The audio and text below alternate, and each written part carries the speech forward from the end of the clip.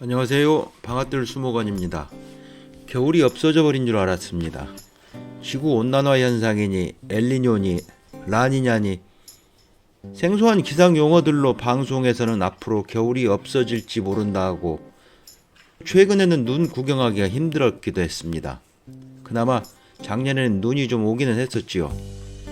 춥고 눈이 많이 와야 하는 고로쇠 수액 농사를 하는 제 입장에서는 여간 고민이 큰 게 아니었습니다. 최근 몇 년 동안 겨울이 따뜻해서 고로쇠 수액 농사가 흉년이라 할 만큼밖에 채취하지 못했고 한 번도 겪어보지 못한 일이라 겨울 날씨와 강설량에 민감해질 수밖에 없었습니다. 그렇게 기다리던 눈이 드디어 올해 왔습니다. 감당치 못할 정도로 많이 와버렸습니다. 3일 연속 세차게 내리던 눈이 주변을 아주 두껍게 덮어버렸습니다.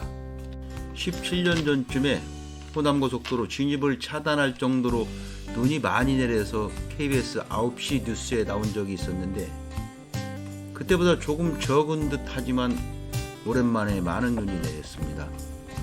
무엇 하나 뉴스거리, 화제거리가 없는 시골 마을인데 눈이 많이 오는 곳으로 종종 뉴스에 나오곤 합니다. 눈이 그치고 나면 이제 치워야 하는 별로 신나지 않은 일이 기다리고 있습니다. 수목원으로 올라가는 길인데 경사가 있어서 이런 정도로 눈이 많이 내리면 4륜차도 올라가기가 어렵고 더욱이 2륜차들은 적군조차도 어렵습니다.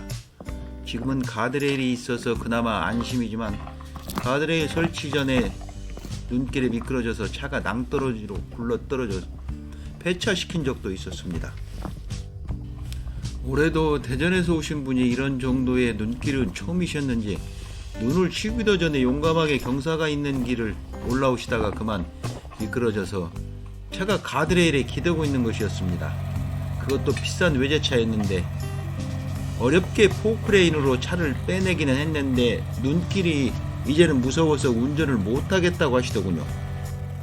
가장 열심히 일해야 할 골동이로가 앞으로 나아가지 못하는 고장이 나버렸습니다.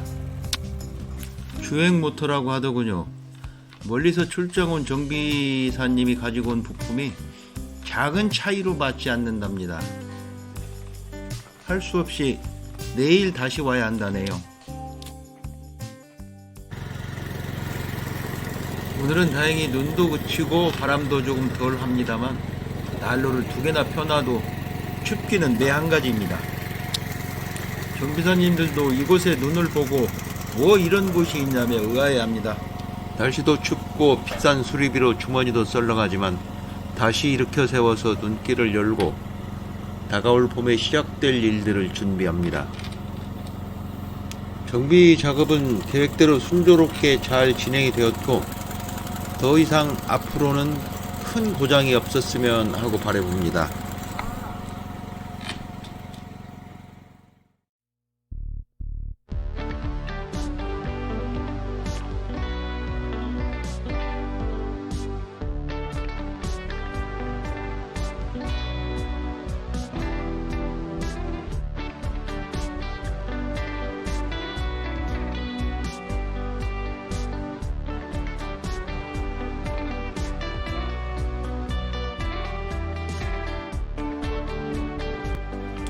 방앗들 수목원의 앞마당입니다. 숲으로 가는 길이고요. 우선 당장 눈을 치워야 하는 길이 500m 정도는 됩니다.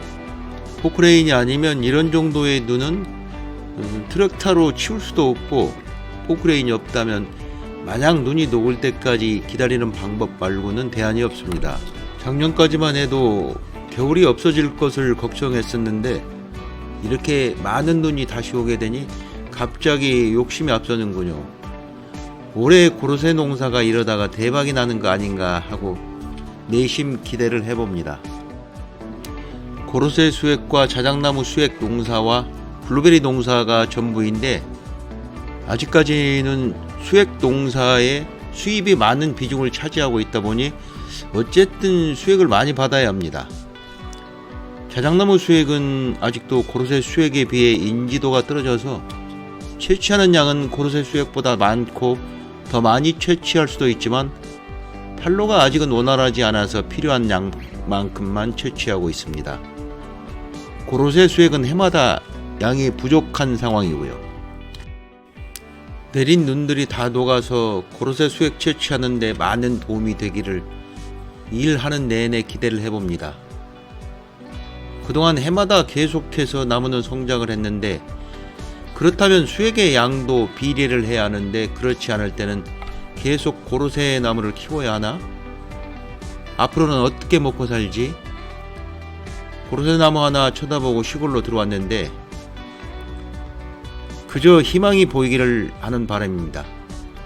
더 멀리 가야 한다 하더라도 희망이 있고 미래가 있다면 즐겁지 않겠습니까?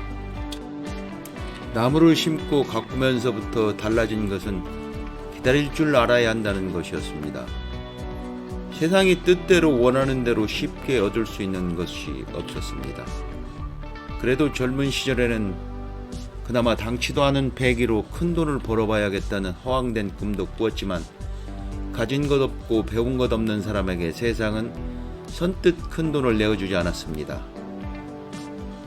비교적 젊은 나이에 고향으로 돌아와서 지난 날을 돌이켜보니 비빌언덕을 물려주신 부모님께 너무너무 감사하고, 비빌언덕에 나무를 심었던 것에 감사하고, 젊은 나이에 큰 돈을 내어주지 않은 세상에 감사하고, 오랜 시간 동안 넘어지지 않고 달려온 저에게 너무 감사하다고 말하고 싶습니다.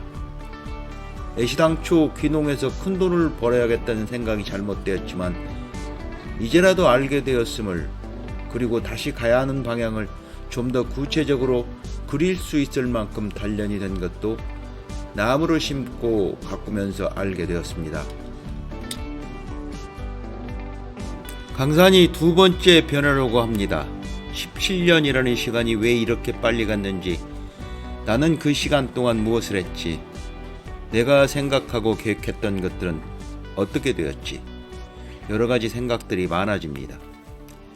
시간은 앞으로도 똑같이 흘러가겠죠. 다시 17년이 지난다면 나는 어디쯤에 있을까? 코발트 블루빛 해안가를 산책을 합니다.